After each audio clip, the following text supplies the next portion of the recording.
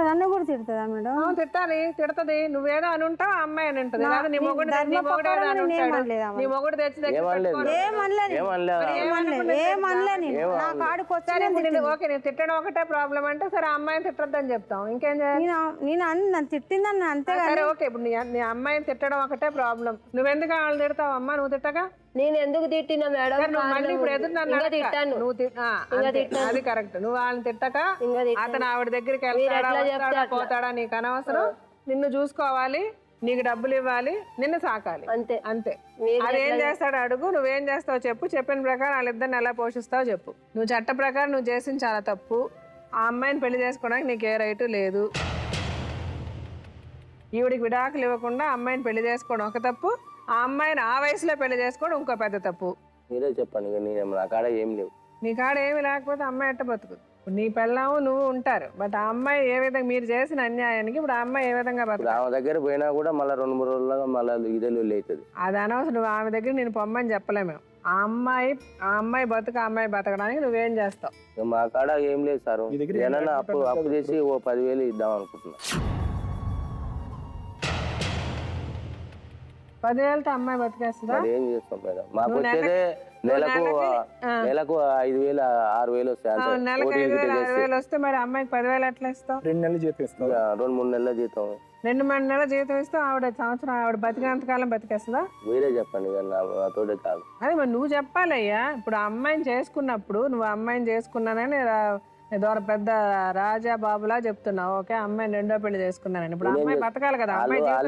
ఇప్పుడు అమ్మాయిలు ఇంకో పెళ్లి చేసుకోలేదు కదా. నేనేం చేసుకోలేదు కదా, వాళ్ళే వచ్చి ఇస్తే చేసుకున్నా. వాళ్ళు వచ్చి గడ్డి తినమంటారు, తింటామని అడిగాను ఇంతకు ముందే. నీకు కావాలి కాబట్టి చేసుకున్నావు. మరి ఎందుకే అట్టను కాకపోతే ఎట్లా మరి?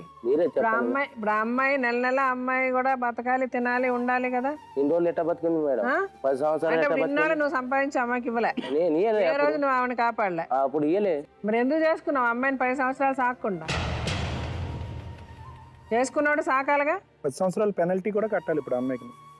10 సంవత్సరాలకు కలిపి ఇప్పటి నుంచి ఏమిస్తావు చెప్పు. మరి 10 సంవత్సరాలు చూడలేదుగా అమ్మాయిని. ఆ అమ్మాయి చట్ట ప్రకారం పెళ్ళంగా చెల్లదు, పెళ్లి చెల్లదు, ఓకే. కానీ నువ్వు అమ్మాయితో ఉన్నావు, ఆ అమ్మాయితో సంసారం చేసావు, ఆ అమ్మాయిని మోసం చేసావు.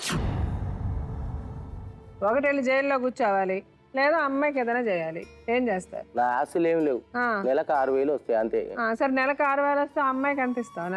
నెలకు 4,000 ఇస్తా. 4,000. నీకు 6,000 వస్తే నెలకు అమ్మాయికి 4,000 ఇస్తావా? 2,000. ఆ అమ్మాయికి ఒక అకౌంట్ ఓపెన్ చేసి నెల 4,000 ఇవ్వాలి నువ్వు చచ్చేంత వరకు.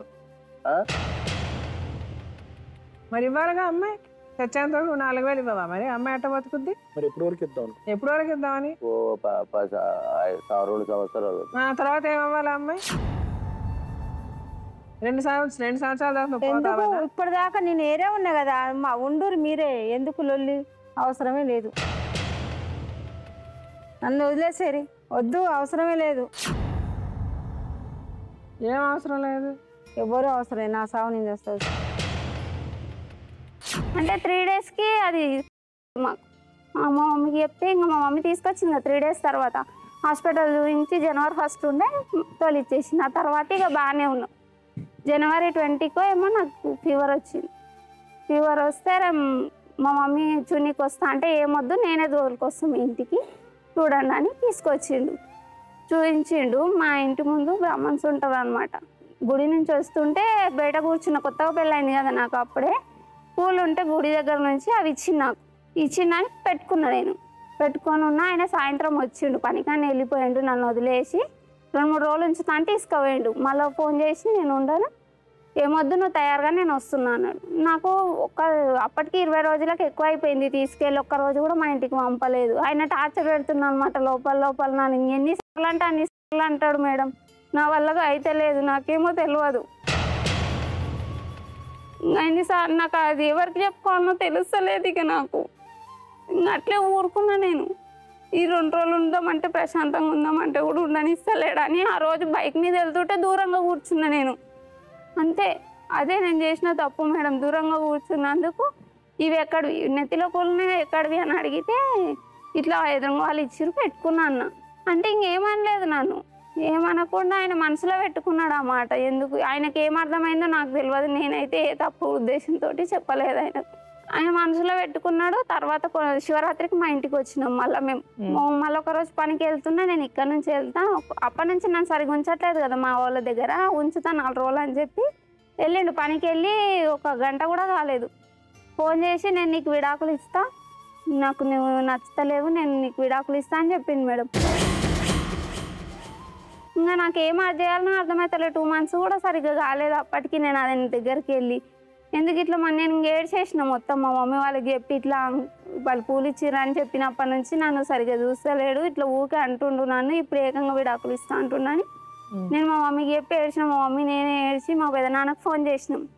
మా డాడీ లేడు, పనికి వెళ్ళిండు. మరి నా పెదనాన్నకు ఫోన్ చేస్తే నేను చెప్పి పంపిస్తా, అని అన్ని ఆలోచన మంచిది కాదు, అట్లా కాదని చెప్పి పంపిస్తాను. సాయంత్రం పంపించిండు.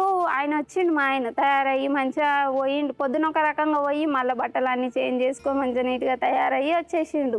మేమేమి ఇక్కడ ఏడుస్తూనే ఉన్నాం. ఈయన ఎందుకు అన్నాడు ఇట్లా, మేము ఏం చేసినామని అన్నాడని మేము ఏడుస్తున్నాం. వచ్చిండు. మళ్ళీ మేము అన్నాం, మా మమ్మీ అన్నది నీకు తప్ప అనిపించింది కదా అయ్యా, వాళ్ళని పిలిపిస్తా, వాళ్ళు ఏ రకంగా ఇచ్చిర్రో అడుగు నువ్వు, మేము ఏ రకంగా తీసుకున్నామో నువ్వు అడుగని అన్నది. నీ బిడ్డ చేతి నువ్వే తీస్తావా, ఎవరిని ఏం పిలవద్దు అని ఇట్లా చెప్తున్నాడు మేడం. మరి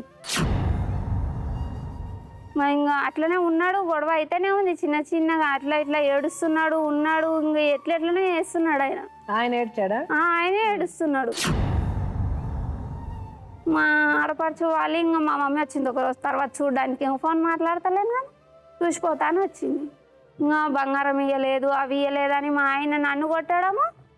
మా అత్తయ్య వాళ్ళ అత్తయ్య ఉంది, ఆమె అరిచిందని మా అత్తయ్య ఆమెను కొడుతుంది బయట. మా అత్తయ్య అంటుంది, మా ఆడపడుచు అంటుంది నీ బిడ్డకు బంగారం బట్టలు అవన్నీ ఇచ్చి తోలిపో, అప్పుడు మీ ఇంటికి పంపిస్తామని మా ఆడపడుచు అంటుంది. వచ్చి తీసుకొచ్చుకోమనమ్మ, నేనేం వద్దనలేదు, వాళ్ళని తీసుకొచ్చుకోవద్దని నేను అనలేదు. వచ్చేసిన నేను తెల్లారి గోల్డ్ అన్నీ తీసుకున్నామన్నారు కదా, అన్నీ తీసుకొని వచ్చేసిన నేను. బట్టలు గోల్డ్ అన్నీ ఏమేమి ఉన్నాయో మా ఇంటికాడ నా సామాను అంతా తీసుకొని వచ్చేసిన. తీసుకొని వచ్చినాక కూడా అట్లా హరాస్మెంట్ చేస్తున్నాడు. పక్కింటి అబ్బాయి నిన్నెందుకు చూస్తుండు, ఇంకా డోర్ తెరవనియాడు, లోపలంగా డోర్ పెట్టుకొనే ఉండాలి మనం. ఒకవేళ అన్ఫార్చునేట్లీ అది తెరిచి ఉంది, కిటికీలకు కొంచెం పరద జరిగినా ఇంకా కొట్టడమే నన్ను వచ్చి. ఎవరిని చూస్తున్నావు, ఎక్కడ చూస్తున్నావు నువ్వు, ఇట్లనే అన్నీ ప్రతిరోజు ఇదే టార్చర్ మేడం. నాకు అనుమానం అనుమానం అనుమానం అనుమానం. నువ్వు ఎవరితో మాట్లాడుతున్నావు, ఫోన్ ఎత్తకుంటే టార్చర్, బాత్రూంలో ఉన్న ఫోన్ మాట్లాడాలంటాడు మేడం. నన్ను ఇంకా రోడ్డు మీద వేసి కొడతానే ఉండు. బయట వాళ్ళకి గలీజ్ మాటలు, ఇది ఇంకా అన్నీ జెండాలకు మాటలు చెప్తున్నాడు ఆయన. నేను చెప్పలేను బయటికి అవన్నీ. అట్లాంటి మాటలు చెప్తుంటే ఏంది నేను ఇట్లా మాట్లాడుతున్నా అంటే మా మమ్మీ వాళ్ళు 4గురిని తీసుకొని వచ్చారు. బాబు నువ్వు అట్లా అనుమానం పెట్టుకోకు, వాళ్ళైతే మంచి వాళ్ళు, నువ్వు చెడ్డ మాటలు మాట్లాడకు, వాళ్ళని మంచిగా చూసుకోని అన్నాడు. కొట్టి నన్ను హాస్పిటల్లో జాయిన్ చేసింది మేడం. రిపోర్ట్లు కూడా తీసుకొని వచ్చిన. అన్ని తీసుకొని వచ్చినాక టైఫాయిడ్ జ్వరం వచ్చింది అన్నాడు. అప్పటికి 3 months అయ్యింది. అది నేను హాస్పిటల్ చూపించక ఏం చూపించక అది ముదిరిపోయింది. ఇంకా పిల్లలు కూడా తలేరని టార్చర్ మేడం. మందులు రాయించిన మేడం తోటి నర్సింగ్లో వేపించేసిండు. వేపించినాక ఇంకా వదిలేసి వెళ్ళిపోయిండు. ఒక రోజు ఫోన్ ఎత్తలేదని వెళ్ళిపోయిండు. వెళ్ళిపోయినాక 15 days రాలేదు. మేము ఫోన్లు చేస్తూనే ఉన్నాం, రాలేదు. లాస్ట్కి వాళ్ళ బావకు ఫోన్ చేసినాక మా మామయ్య వాళ్ళందరూ వచ్చారనమాట మధ్యలో మాట్లాడనీకి. వాళ్ళందరికి ఎవరు వస్తే మధ్యలో వాళ్ళకు నువ్వే నేను వదిలేసి పోతున్నా, నువ్వే పెట్టుకోదాన్ని. మా నమ్మకం మీద జబ్బు కొట్టి తను ఒక అబ్బాయితో వెళ్ళిపోయింది. నాకు అతనంటే ఇష్టం లేదండి, అంటే నేను ఈ బిడ్డకు కూడా తనకి సంబంధం లేదు అని పచ్చిగా ఆ స్టేషన్లో అంతమందిలో చెప్పింది. మేము ఏదో అప్పు ఉంటే ఏమైనా అమ్మేమన్నట్టు రావణపేటలో పోరాడి చేశారు. ఓ పెళ్ళికి వచ్చి 3 రోజులు మన ఇంట్లో ఉంది. మా ఇంట్లో ఈ అమ్మాయి విడిపోవటానికి దారి దొరకాలిగా, ఈ అమ్మాయికి నాకు సంబంధం ఉందన్నట్టుగా గోల చేసింది. అంటే కాదు, నాకు ఆ అమ్మాయి కావాల్సిందే, ఆమె లేకపోతే నేను చచ్చిపోతానని 3 నెలలు ఆయన నిద్రపోలేదు, నన్ను నిద్రపోలేదు. ఆయన చెప్పింది నిజమే. ఏది నిజం? ఇప్పుడు ఆ అమ్మాయి తప్పు చేసిందండి, ఇలా చేసింది అన్న మాట నిజమే. వదిన ఇట్లా సంగతి సిటీ పాటోళ్ళు డబ్బులు లేదు, ఏదన్నా నీ మెల్ల తాడు ఉంది కదా ఇచ్చేయి అన్నయ్యకి చెప్పుకోకుండా ముందులే ఇంట్లో మడిసే కదా తెచ్చిస్తాళ్ళే అన్నట్టుగా ఆ మెల్ల తాడు తీసి ఇచ్చా. ఏంది భాస్కర్ తాడు అసలు అది ఎంత రేటు ఏంది తీసుకెళ్ళి ఏంది అట్నే ఉంచుకున్నావు అంటే నేను తేను వదినా ఏం చేస్తావు చేసుకోపో. ఇప్పుడు నువ్వు నా ఏమిటి వస్తావా రావా? ఇప్పుడు నేను నీ అత్తలో చెప్తే నేను కాపురం చేయనీరు, నువ్వు నా ఏమిటి వచ్చావనే చెబుతా. సర్లే అని తలోంచి మా ఆడబెట్టి కాళ్ళకి నేను దండం పెట్టి రాజుగా నేను వెళ్ళిపోతున్నాను దండం పెట్టి నేను వెళ్ళిపోయా. ఆ అబ్బాయితో వెళ్ళిపోయా. ఈ అమ్మాయి ఏం చేసింది? ఆయనకి నాకు అక్కడ సొంతం అంట కట్టింది, అందరికి అక్కడ చెప్పింది.